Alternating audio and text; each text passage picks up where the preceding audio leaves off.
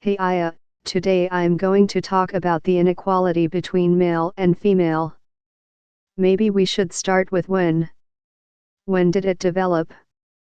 Cultural practice of valuing men over women arose sometime in prehistory, before written records emerged.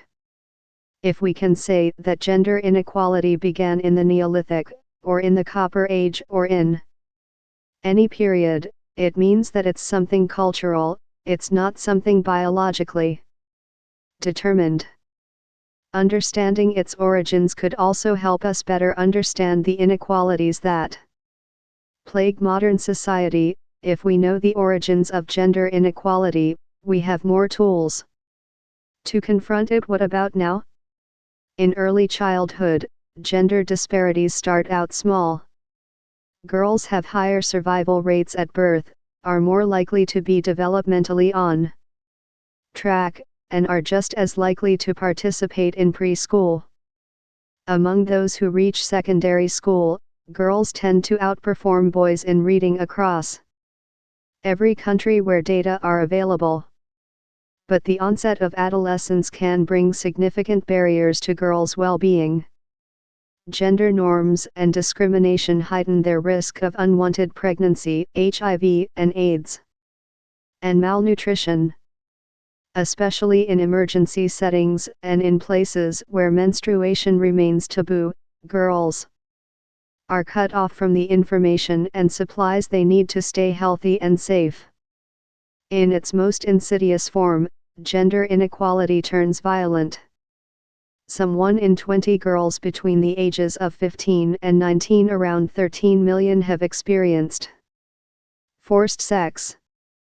In times of both peace and conflict, adolescent girls face the highest risk of gender-based violence. Hundreds of millions of girls worldwide are still subjected to child marriage and female genital mutilation, even though both have been internationally recognized as human rights violations. And violence can occur at birth, like in places where female infanticide is known to persist. Harmful gender norms are perpetuated at the highest levels. In some countries, they become entrenched in laws and policies that fail to uphold or that even violate girls' rights, like laws that restrict women from inheriting property. Boys also suffer from gender norms. Social conceptions of masculinity can fuel child labor, gang violence, disengagement from school, and recruitment into armed groups. Women always had a hard time in the past and still. But like I said, men suffer from toxic masculinity. These toxic male standards could result in boys becoming incels. What is an incel, you might ask? According to Oxford Languages, a member of an online community of young men who consider themselves unable to attract women sexually, typically associated with views that are hostile towards women and men who are sexually active.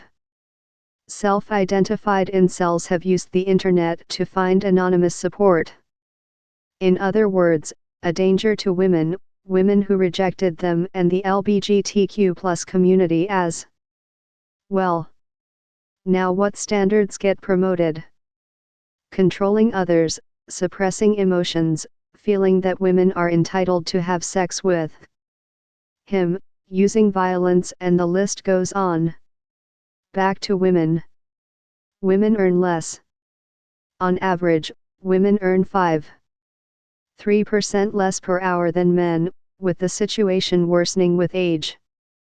The pay gap increases from 3.4% between the ages of 25 and 34 to 8.9% for the 55 to 64 age group. And what about prisons?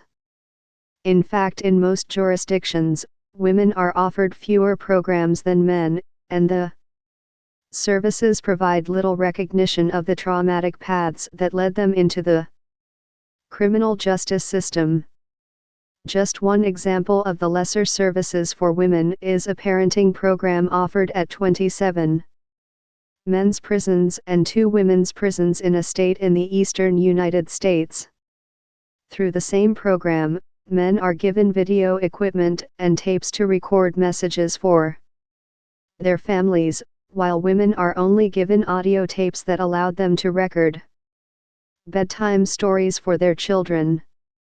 In the last 10 years, the male prison population has increased 45%, while that of women is up 81%.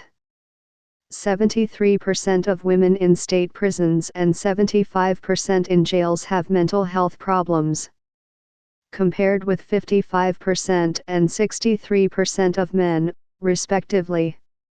In state prisons, 75% of women met the criteria for substance abuse problems, and 68% had past physical or sexual abuse. In addition, most of the women are poor, undereducated, unskilled, single mothers and disproportionately women of color, said Covington, and their paths to crime are usually marked by abuse, poverty, and addiction. So technically women get treated as less. That's video for today. I hope you learned more. See ya.